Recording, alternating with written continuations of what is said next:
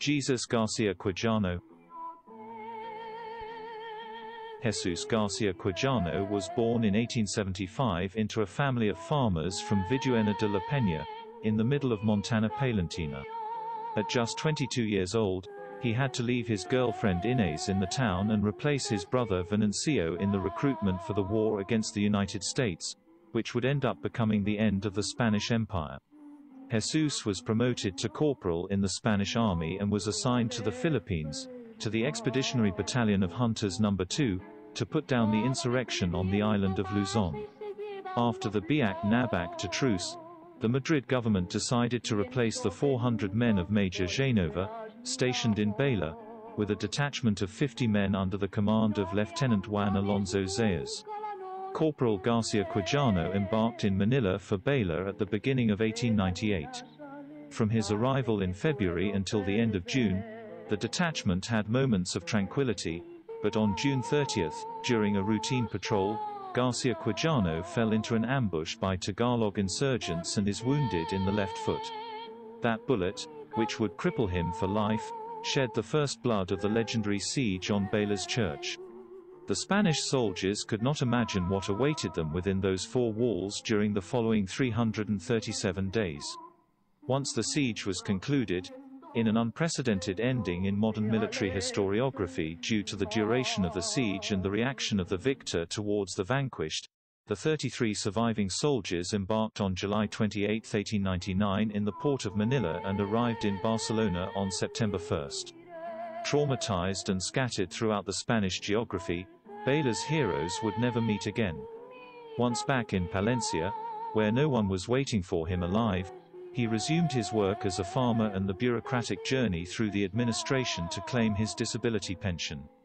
He corresponds with Marcelo Adrián, Emilio Fabregat and other survivors.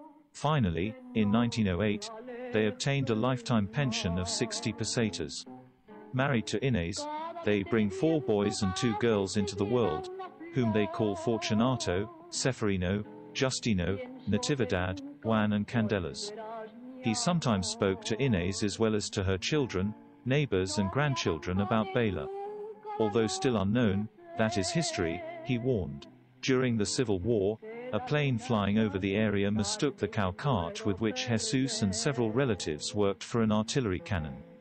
He threw a bomb that took 3 lives and left grandfather Chus very badly injured and almost disabled. A few years later, in 1945, the feature film, The Last of the Philippines, was released as a document of national interest. Prostrated in a bed without hardly moving, he died 2 years later and was buried in the Villanueva Parish Cemetery, where he rests. In 1998, a tribute was celebrated on the first centenary of the siege with a plaque from the city council in the birthplace, since then located in Plaza Jesus Garcia Quijano.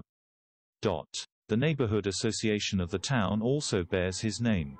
In 2005, Villanueva de la Peña joined forces with the municipality of Baler and inaugurated the monument to Universal Concord.